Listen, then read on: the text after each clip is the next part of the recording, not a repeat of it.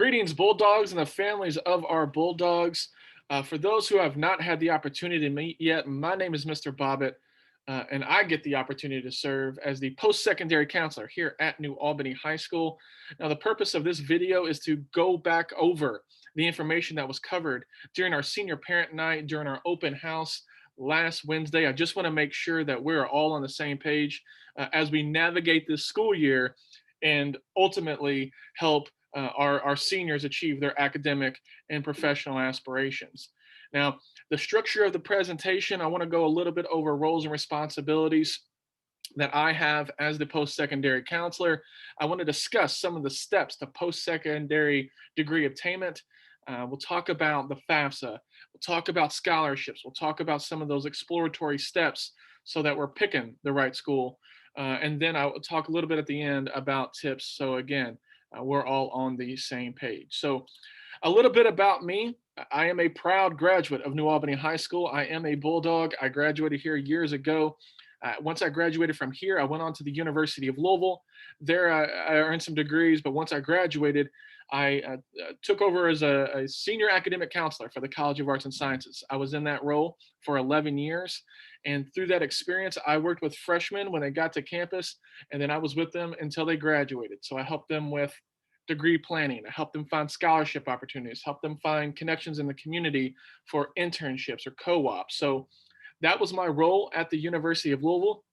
During that time, I also had the chance to teach courses at Indiana University Southeast. And then I actually left the University of Louisville to accept a role at Prosser Career Education Center. I was in that role for 2 years, and there I worked a lot with the world of CTE, worked with apprenticeships and the trades, and also a lot with some of our military recruiters. So an outstanding experience, and I am in year 2 here at New Albany, and it's been amazing to be back here at the doghouse. When I'm not working, I'm typically outdoors somewhere. So you'll find me running, kayaking, whitewater rafting, doing something outside or at a ball game of some sort, cheering on the Cards, cheering on the Irish, and cheering on the Dogs. So what does a post-secondary counselor do? What does my role look like? Well, um, to put it in the most simplest of terms, like my job is to make sure that our seniors, their life is easier when it comes to planning for what's next. If that's military, if that's the trades, if that's college, if that's going straight into the workforce, whatever is next, that's my role to help them get there. If that's connecting them with military recruiters, or if that's getting them in touch with directors of apprenticeships, or helping them with the college application process, whatever that looks like, that's my role. All right, Mr. Bobbitt, that sounds great, but how do we achieve that? Well, we achieve that in a variety of ways. First, and I've repeated this several times to our seniors. Seniors, if you're watching this video, now, if you're not doing so already, is the time that you have to become an advocate for yourself. I'm going to be reaching out to you to find out what your plans are, where we are at in the process, but you also have to reach out to me. It works both ways so that we stay on the same page, and ultimately we help you achieve your academic and professional aspirations. I'll be sending various emails out. There is a senior Google Classroom that I'll be posting information, important updates, so that seniors stay up to date of different college requirements or scholarship requirements or military recruiters that are going to be in the building. Please be checking Google Classroom and your email frequently. By now, every senior should have received a senior book. The senior book outlines the steps to many of the, it looks like this, but the senior book outlines the steps to post-secondary education, how to get in touch with military recruiters, some trades information. So please, seniors, if you've not received a senior book, please let me know. And lastly, social media. I do utilize Instagram and Twitter so that I can post quick updates or celebrate the wins of our students so that we can, again, stay all on the same page. I can't stress this enough. Seniors, check the announcements. Make sure that you're checking this before school, after school, during advisory period. You don't want to cost yourself an opportunity because you're not checking the announcements. I'll be posting information there. Also, there is a section on the announcements that has a scholarship list that I update all the time on it. So Get on the announcements, save that bookmark so that you can get those scholarship opportunities and stay up to date, because you don't want to cost yourself money, again, because you're not checking the announcements. So for the students who are thinking about a 2 and 4 year college degree, here's the bad news. The price of higher education is skyrocketing. It's through the roof. And I don't want to get on too much of a soapbox, but that's due to state and federal funding cuts. But what you need to know is it's expensive to earn a college degree. That's the bad news. The good news is you're at New Albany High School. And New Albany High School has a tradition of excellence when it comes to scholarship recipients and students who go on to earn a college degree. Just last year, our seniors earned $15.1 million in scholarships. That's during a global pandemic. That's losing in-person instruction for half their junior year. So we were incredibly proud of what they were able to accomplish last year. But we know and are confident the class of 2022 is going to beat that record. Some other numbers that I'd like to share with you about last year's senior class: we had over 160 different college scholarship recipients. So outstanding work by our Bulldogs. We had 22 Horseshoe Foundation scholarship recipients. We also had 73 seniors leave here with what's called an STGEC, which is over 30 hours of college credit. It's now called an ICC, but 30 hours of college credit, or they left here as a college graduate. They had earned their associate's degree through Ivy Tech. So again, just tremendous opportunities here at New Albany High School. So let's start off with, where do we begin when it comes to the steps of figuring out where to go as far as a college or university is concerned? Well, the first step is making a list of your needs and your wants. What do you need out of the collegiate experience? Do you need to be close to home? Do you need to be far away from home?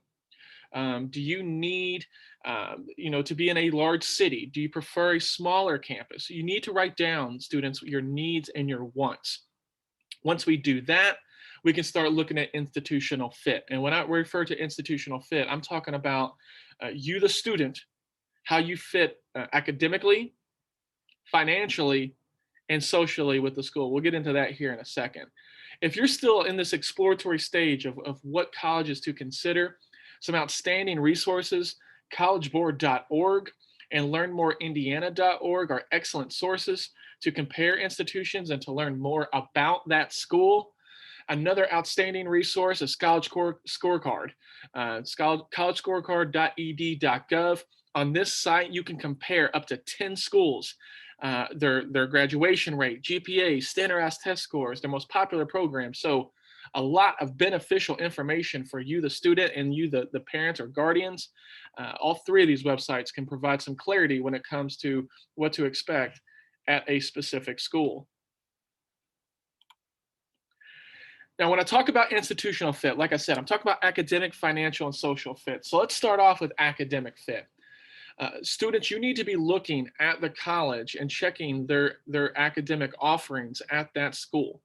You'd be amazed, by my experience at the University of Louisville, how many students I would have who would show up to campus and thinking that they were pursuing a major that we did not even offer, because they just assumed that we had it. It's obviously a very expensive mistake to make, so we don't want to do that. So many schools will list what they call their undergraduate catalog. That details every major or minor for that school. So we want to make sure that we're checking that, just to make sure that our academic opportunities, or the academic offerings they have, align with what we want to potentially pursue. Next is the financial fit. My favorite kind of degree is a debt-free degree. So how do we achieve that? Well, we achieve that through looking through merit-based scholarship opportunities. We look for organizational or state scholarships. We look at filing the free application for federal student aid. I will work closely with you and our seniors to make sure that we are finding every funding channel or stream as possible, so that we can cut down the cost of higher ed. And lastly is the social fit. Like, what this area often gets overlooked, but it's incredibly important, because it's the students that feel connected to a school that persist to graduation. So we need to go ahead and start thinking about that now. students, what does the social fit need to look like for you and that school? Does it need to have a vibrant Greek life? Does it need to have a specific club or organization? Does it need to be close to a large city? Does it need to be in a smaller town? Does it need to offer internship opportunities or co-op opportunities? These are the conversations that we need to start having now so that we can find the best institutional fit. Colleges all across the country are working very hard on updating facilities and providing new amenities for students so that they can enhance that social experience. Some of it, if you ask me, is a little bit ridiculous. When you look at things like LSU and Alabama and the University of Missouri, they all have lazy rivers. I don't think we need a lazy river during our collegiate experience, but I guess it would make it more enjoyable for the 4 to 5 years that we are at that school. Okay, great, Mr. Bobbitt. So we've thought about our institutional fit. We've looked at academic, financial, and the social aspects of it. We think we know what schools we want to apply to. Where do we start? Well, the first place that you should start is you can look at the school's website to apply to them directly. So I'm talking about indiana.edu, louisville.edu, bellarmine.edu. These are all, just go directly to the site to apply. Or another beneficial website is the Common App, commonapp.org. You can go on this website and you fill out the Common application, and over 900 different colleges subscribe to this app. So we can apply to a lot of different schools at the same time. Now, one thing to note, some schools will require a supplemental application. So Purdue, as an example, you apply through the Common App, but they still have some questions that they want you to answer in order to successfully apply to their school. As we're applying to schools, this is very important. You're going to need to request transcripts. You can request transcripts by creating an account on parchment.com. I repeat, students, in order to send your transcripts, you need to create an account on parchment.com. It's super simple. It'll take you all of 5 to 10 minutes, but that's the site that you go on once you create your account and you request that we send transcripts to a specific institution. Awesome. So now we have our institutional fit. We've applied to the schools. Now let's talk about deadlines. Most colleges will admit students under 3 different umbrellas: early decision, early action, and regular decision. Let's start off with early decision. Early decision, the pros of applying early decision, typically the deadline is around November or December. That means the applicant pool is going to be smaller, but the con, and it's a pretty big one if you ask me, is that it's binding. You're telling that school that if you admit me, I am coming to your school. You have to then withdraw applications for other schools. I only recommend this if this is a dream school scenario. You've always wanted to go to this one and only specific school. Other than that, I never recommend applying early decision. Next is early action. This is the one that I do recommend all students to apply under. Early action, the deadline is November 1st. Again, November 1st is the EA deadline. This year, you want to apply to as many schools as that you're interested in by 11/1. Here, the pro is the applicant pool is still smaller. You'll find out if you got in or not before we go on holiday break temporarily, which is fantastic, because then our conversation is changing. Our conversation is not where do I apply, where do I get in during the spring semester. The conversation now is how do we pay for it. So another benefit of early action is you're eligible for merit-based scholarships from most schools. Most schools require that you apply EA in order to be considered for their merit aid. If you're curious what merit-based aid is, merit scholarships are scholarships that have specific criteria. They're benchmarks. They're decided by GPA or standardized test score or a class rank. Whatever that school lays out as their benchmarks, if your student meets that, they automatically get the funding. So just another way that we can cut down the cost of obtaining that college degree. And the last application decision is regular decision. So this is typically when we get back from the spring. The pro is we have a little bit more time to decide where we want to apply, but the con is there's a larger applicant pool and it's going to take us a little bit longer to hear back from the school whether or not you got in. So I recommend in most scenarios, uh, almost every scenario, to apply by the early action deadline. Next, the next question that I get is standardized tests. Mr. Bobbitt, do I need to take the SAT, ACT? Which is better? Well, the SAT or ACT, there used to be a geographical preference in this country on whether you need to take one or the other. There's really not that level of importance now. You can register for the SAT on collegeboard.org. You can also register for the ACT on ACT.org for the ACT. Now, some of the differences between the SAT and the ACT, the SAT is covering algebra 1, 2, trigonometry, data analysis. ACT is covering arithmetic, still also algebra 1 and 2, a little bit heavier on the trigonometry. For the SAT, you can use the calculator for some math questions, but on the ACT, you can use the calculator on all. The test structure, the SAT, you're covering math, reading, and writing and language. The ACT, you're covering math, reading, English, and science. So there are some differences, but ultimately universities will accept both.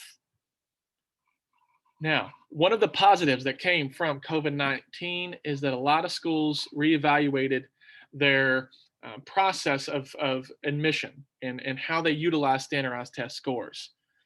Because one, we realized that SAT, ACT is not the one and only indicator for collegiate success or predicting collegiate success.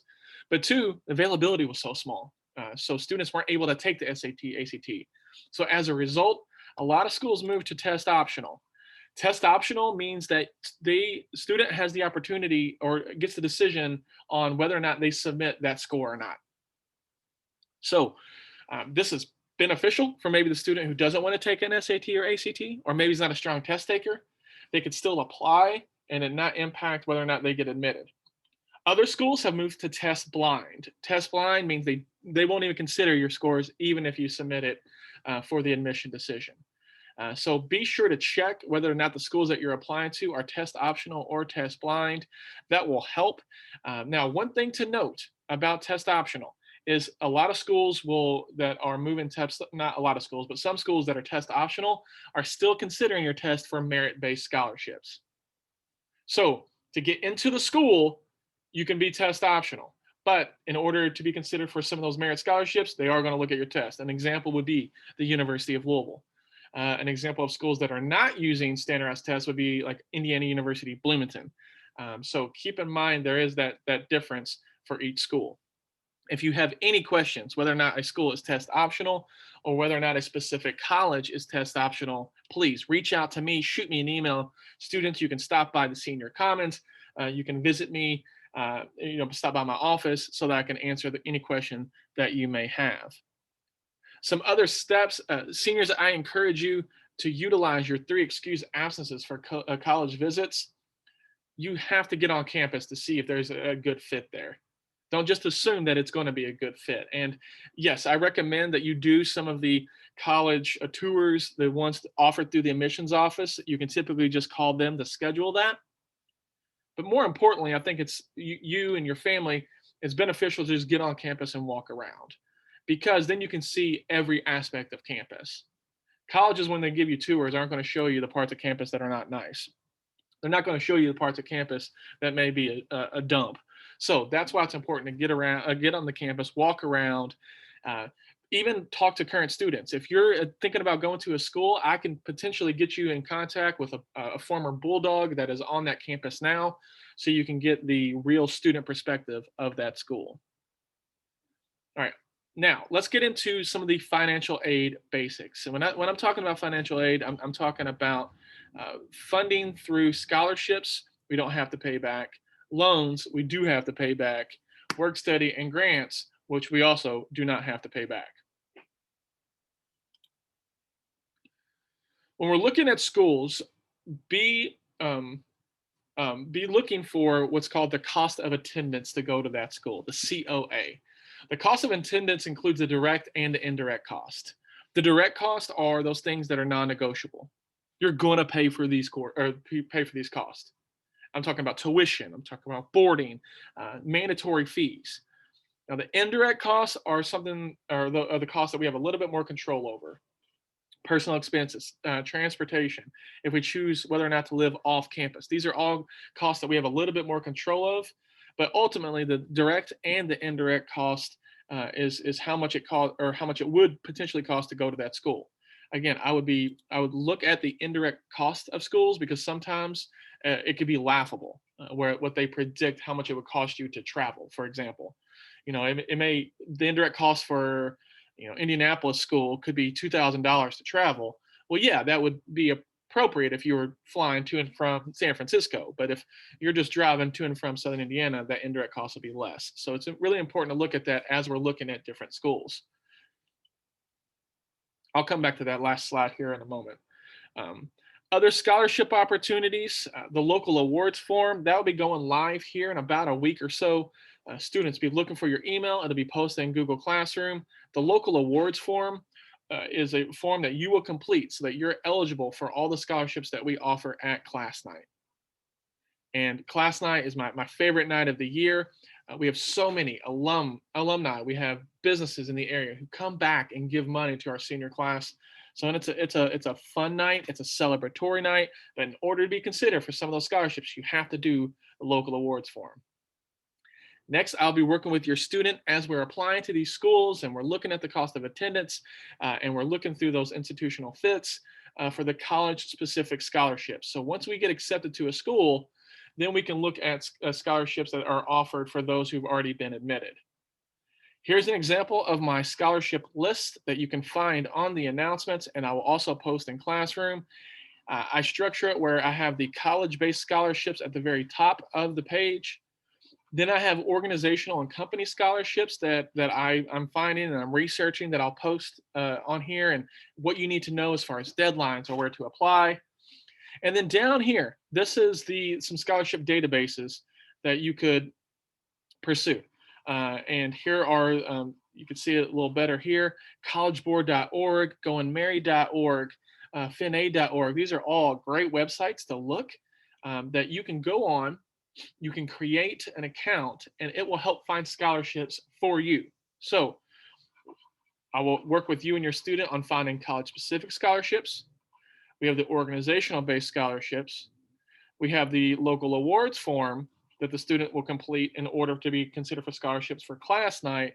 And we have these databases. So these are all ways that we can help find funding for your student. Next, let's talk about the free application for federal student aid. The FAFSA, other than applying to a school, is the most important document that you will file for your student for their college going process. Important date to remember is October 1. That's when the FAFSA opens. You will go to fafsa.gov in order to complete that.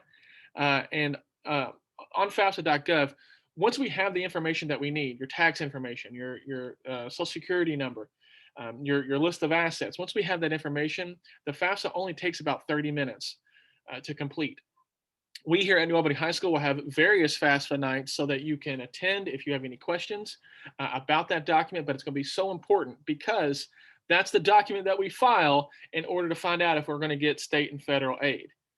If you're curious, you can go to fafsa.gov and go thinking about college and use their FAFSA forecaster, and you can put in your information to see what they anticipate that you'll receive when it comes to state and federal aid.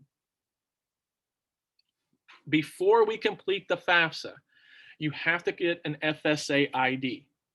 An FSA ID is just your e-signature that you're going to use to file the FAFSA. So you can go to fafsa.gov and it'll say create FSA ID. Again, you need one, the parent and guardian needs one, and the student will also need one. Please, please get this done, because in order to sign your FAFSA, you have to have, each of you have to have an FSA ID.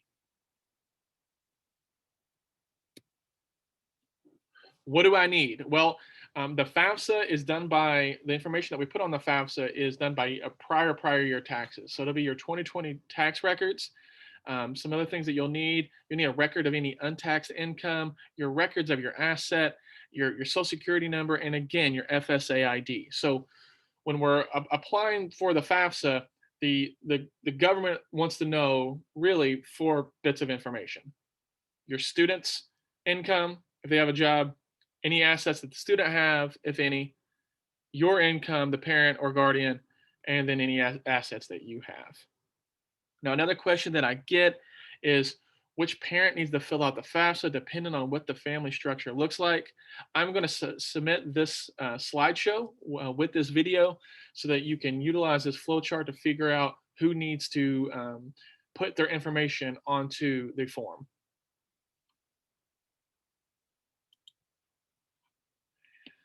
So once we file the FAFSA, here's how it works.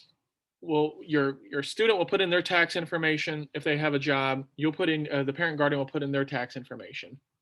That data is then sent to the Department of Education.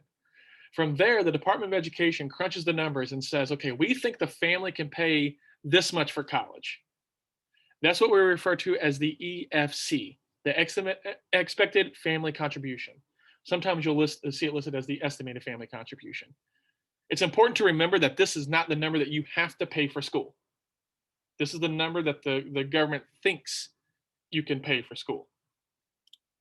Meanwhile, every school has their cost of attendance, which we just talked about a few minutes ago. Cost of attendance is your direct and indirect cost.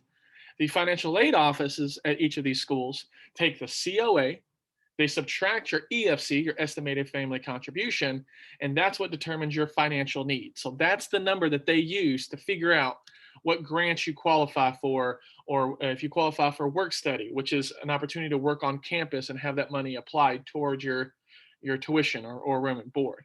So that's how the process works.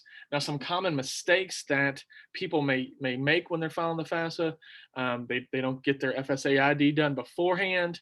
They don't file as soon as they can after October 1. I can't stress that enough because there are funds that are limited, first come, first serve. So, be ready after October 1 to submit that FAFSA, just coming up in a few weeks.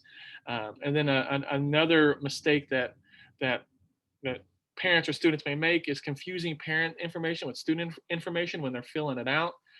Again, here at New Albany High School, we are going to have FAFSA nights to help you and your family get that completed. Once a financial aid office then looks at the aid that you need, some of you may qualify for some of these items. A federal Pell Grant, you could earn or be eligible for up to $6,000 or over $6,000 in aid. The Frank O'Bannon grant, that is a sliding scale, just depending on where you apply, if it's a public or a private school, and your EFC, but you could potentially be eligible for up to $9,000. The FSEOG grant, that stands for the Federal Supplemental Education Opportunities Grant. You can earn up to $4,000, but again, it's dependent on the availability of the school. So this is when another grant that you have to apply as soon as you can to see if you're going to be eligible. Some other items that you may see on a financial aid letter are subsidized and unsubsidized loans. If you've got the option between the two, go subsidized, because that means the government is going to pay for the interest while you're in school, students. That's a tremendous pro for that loan. Unsubsidized, they're not responsible for the interest. At least the government's not. So if you have the option between the two, go subsidized. Some other quick tips for students. As you're applying for these scholarships and these colleges, you're going to be asked for letters of recommendation. It's never appropriate to just ask somebody for a letter of rec and not provide them information. So if you've not done so already, and hopefully by now, because we've had this conversation, you've already put together a resume and activities list so that you can hand over to anybody that you want to write a letter of rec for you. Keep in mind that letters of rec are all not the same. Being on the other side of this, working at U of L, reading admission applications, you want to make sure that you diversify your letters of rec. So be thinking about who can speak about your academic ability. Be thinking about those who can speak on your leadership or your community service. And then also be thinking about somebody who can speak on you on a personal level. So you want to have all three of those letter types ready should you need it. Next, I would encourage every student to create a different email address for the scholarship and college application search. Make sure it's professional, but then that way it's not getting lost in your student email or in your personal email, because I have seen students lose thousands of dollars because they didn't respond to a specific email. So make sure that we're creating a separate email for this search that'll help you through this process. And lastly, students, this social media, let's make sure that we're cleaning it up. I had students at U of L cost themselves scholarships because of things that they posted on Twitter and Instagram. So let's make sure that we're cleaning that up. Make sure that your social media is reflective of who you are and is giving anybody who would see your social media the proper perception of you as a student and you as a person. Some upcoming dates for parents and students to remember. College Go Week is coming up a week from today, 9/20 to 9/24. Now, what is College Go Week, Mr. Bobbitt? Well, this is a week where many schools in the state of Indiana are going to waive their application fee. So we can apply for a variety of colleges for free. Let's make sure that we take advantage of that, students. Next, Who Wants to Be a College Student? That's coming up in 2 weeks. That is a night that we have here in the auditorium, where students will come, and it's like Who Wants to Be a Millionaire, the old TV show. And all students have to do is fill out the 1-page application and show up that night. And if we draw their name, they will automatically get $600 for their college expenses. And then they can answer questions and earn up to $2,500. As I mentioned earlier, we are going to have Understanding FAFSA nights. And the first one is coming up on 9/28, which is going to take place an hour before our college fair that we're going to have here at New Albany. So if you want a better understanding of the FAFSA, what it's going to entail, some of the specific information, plan to join us 5:30 to 6:30 before the college fair. If you can't make that time, do not worry. There will be others. We have one coming up on October 20th and November 17th at 6 p.m. More information on that will come out soon. And then lastly, September 30th, the Community Foundation of Southern Indiana, their scholarship application, general application, and the one for the Lilly Scholarship is going to be due. It's so important that we get that completed because there are plenty of scholarship opportunities that students are eligible for through the Community Foundation, but in order to be considered, you have to have that done by 9:30. I think that wraps up our presentation. So should you have any questions, comments, concerns, parents, I am here. This is going to be a fun year. It's going to be an exciting year. There's a lot to stress over, but overall, it's going to be an outstanding year as we help your students achieve their academic and professional aspirations. Should you have any questions, feel free to reach out to me by email.